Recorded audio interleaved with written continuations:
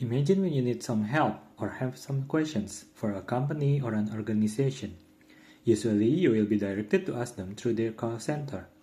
Most of the time, you are not the only one who had questions. There are other people already calling the call center with their own questions, and they are all forming a queue. The first person in queue will be directly on call with the operator, which we will call agents. The others will be waiting in the queue. Then, when the first person finishes their calls, the next person comes forth and starts the call with the agent, and so on. When you call a call center, usually you will have to choose one of the many options of topics, depending on your questions. The company might find your question's topic to be a simple one, or a more complex one. The agents they are employing may also have different capabilities. Some agents may have a better understanding in simple topics, some with a more complex topics. The other customers waiting in the queues must also have chosen the topic of their questions. Depending on your question's topic and the agent's capabilities, you will be routed to one of the queues. This is called skill-based routing. Now, the moment you are assigned to a queue, a timer starts. You will eventually reach your turn to be on call with the agent you are assigned with. The time since the start of your queue assignment until you are served by the agent is called the waiting time. Now each customer will experience different waiting times, depending on how long the queues are and how long the time the earlier customers took each calls. Maybe for you, you have to wait for 30 minutes until you can talk to the agent. But what if we can reduce the waiting time for each customer? Maybe then you will only have to wait for 15 minutes, which is still quite a long time, but much better than 30 minutes, right? The aim of this project is to optimize the call center routing to reduce the waiting time for each customer. Today, I will present you the Optimizing Call Center Operations research project, where we will utilize the Markov Decision Process method to model our queuing problem and dynamic programming to solve it. Our system considers two kinds of topics, a simple topic, which in average are solved rather quickly, and a complex topic, which took longer. We also have two agents. Agent 1, who is capable to respond to simple topics very quickly, but not very good at solving complex topics, and Agent 2, who is good at solving complex topics, but takes a bit longer to answer simple topics. The service time, defined by mu, is the time taken for each agent to answer the calls, depending on the call types. They follow exponential distribution. Since both of our agents can answer both type of calls, the call routing follows the X-design skill-based routing, where any customer can go to any queues. Another time variable is the arrival time, which follows Poisson process, defined by lambda. It is the time taken for the customers to arrive. In problems like this one, the time variable in consideration is the inter-arrival time, which is the time between a customer and the next customer arrives. Inter-arrival time also commonly used in discrete event simulations, which we will use to simulate our problem to evaluate the performance. Well, we consider our customers are patient, meaning that they will not leave the queue once they are assigned. We also may have to drop calls if the queues are full. Therefore, minimizing drop calls will be another goal for this project. Before we proceed further, let's talk about MDP and DP. Markov Decision Process, or MDP, is a model for sequential decision making. If you are familiar with reinforcement learning algorithm, every problems that the algorithm are built upon can usually be modeled as MDPs. MDP is based on Markov process, which is a sequence of random states with a Markov property, where the next state depends only on the current state, not the entire history. Markov process is defined as a tuple S and P, where S is a set of states and P is the state transition probability matrix. In our case, the states represent the current system conditions, the length of each queue, and the type of incoming call. Then we have Markov reward process, where we add reward R to our Markov process. Gamma is the discount factor, which will be multiplied to the future rewards. The reward for our call center problem, or rather the cause of it, is the waiting time and the dropped calls. Cost is just a negative reward. If we usually want to maximize reward, we would want to minimize our cost. Finally, you add actions, A for Markov Decision Process. the actions are which queue, either Q1 or Q2, to route its incoming calls to. Let's visualize the call center problem in a Markov chain graph. We start from a clean state without any calls in the queue. Then the first call arrives. It can be a simple or a complex call. Then we can route the first call to Q1 or Q2. This will be the action we take. There are also probabilities that the next call can be any of the two types. Then when we route the next call, the cost function will be calculated. If we route the next call to the empty queue, the cost will be 0. However, routing it to the queue with existing call will cause a waiting time. Typically, it will be based on the service rate of the agent. There is also a probability that the call ended before another call arrived, so the system goes to the previous state. So, while the cost of the state may be 0, the value of the state itself, defined by value function, will consider the future cost to be paid. So that's how we will choose which action we will take, whichever has the smallest cost. Now, dynamic programming is a method to solve the MDP problem, which is split into two approaches, value iteration and policy iteration. In our call center problem, we utilize the policy iteration approach, which starts with an initial policy and then alternates between two steps, evaluating how good the current policy is and improving it by finding better routing decisions, repeating this process until we converge to an optimal routing policy.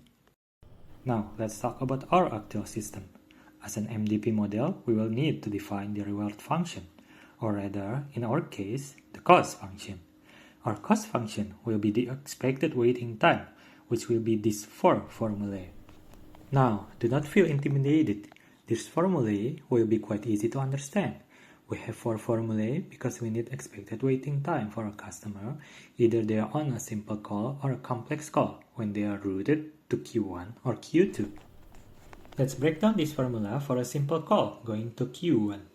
Assume there are Q1 calls already waiting in Q1, but we don't know exactly how many are simple and how many are complex calls. The first part of our formula follows the structure of probability mass function of a binomial distribution, because we are trying to calculate the probability of a queue composition with binary outcomes. Each call can either be simple or complex. The second part is where we calculate the waiting time of each type of calls for each composition, using the defined service time for each type of calls. Finally, we add one more service time for our arriving simple call itself once it reaches the front of the queue. We also sum over all possibilities because we need to consider every scenario, with k as our iterator. The next formula we need is the expected future cost, which is calculated based on the probability of the next events, which could be an arrival, a departure, or a call being dropped. Then we have the value function, which we have seen the example earlier.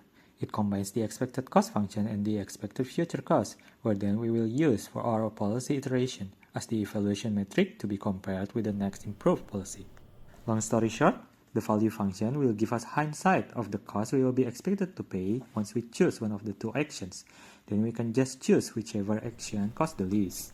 There are a lot of math behind this and it will take much longer to explain it as a whole, so I will not talk more about it and move on. Now, let's get to the implementation of our model. These are the parameters we use for our call center system. Qmax is the maximum length of each of the queues, so the number of calls waiting in the queues are limited to 20 calls. The lambdas are the arrival rates and the mu's are the service rates, which we have discussed earlier. The numbers are the average calls per time unit. To read it, just assume the time unit is in hour. So in 1 hour, there will be 12 simple calls and 5 complex calls incoming on average. Agent 1 can solve 12 simple calls queries in 1 hour, and so on. Note how Agent 1 is really good at simple calls, and Agent 2 can solve more complex calls in 1 time unit, but it always takes longer to answer complex calls than simple calls. Rho is the penalty for dropping a call, so if a call gets dropped, it is equal to a customer waiting for 100 hours, which is pretty bad, and gamma is our discount factor. We used Python to implement our MDP model in the dynamic programming's policy iteration algorithm. We also evaluated the performance with discrete event simulation using SymPy framework. Our policy iteration algorithm converged in 8 iterations. There were quite significant improvements on the first 2 iterations, but become minimal afterwards. The outputs of our model were optimal policies in the form of 2 matrices, one for each call types, containing the actions we have to take on certain state conditions, based on the length of the queues and the incoming call type.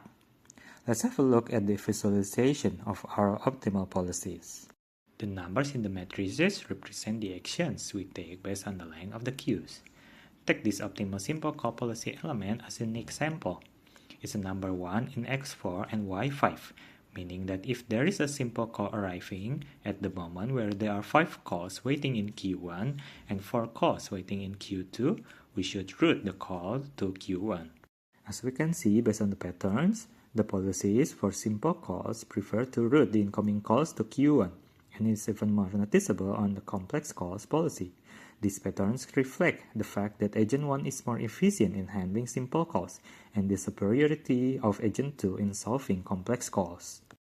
But how do we know that these policies will make the waiting time shorter?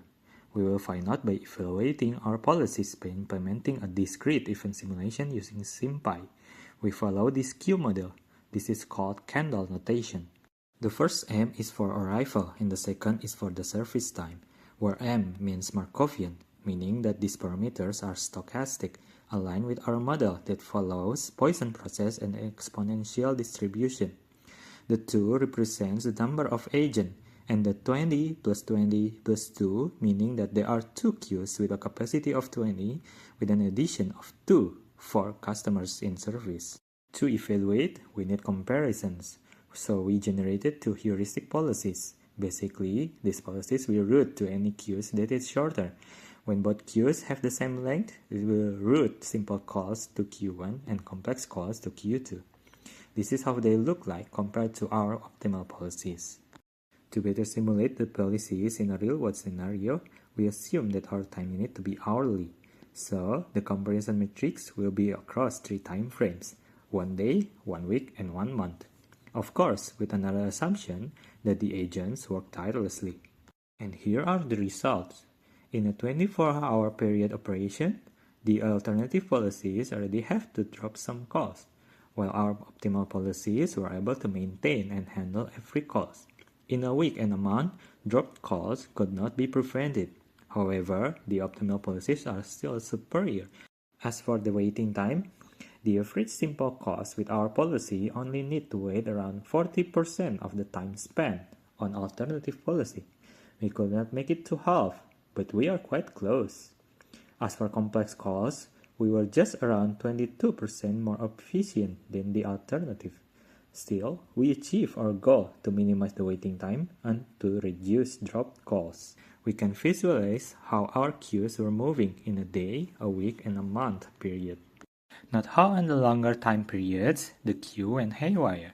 This may be due to the nature of exponential distribution, where there are chances of anomalies of outliers. To conclude our work, we could say that our mission had accomplished. We derived optimal policies using MDP and DP, and they demonstrated satisfying results.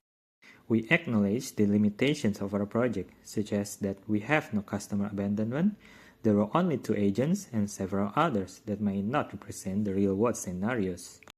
The future works for this project would be to utilize real-world case study and dataset for our call center operation optimizations, and to explore other reinforcement learning methods such as PPO and Q-learning. And that's the end of this video about our project that would not happen without the project discussion group and the references. I hope you enjoyed it, and I'll see you next time. Bye!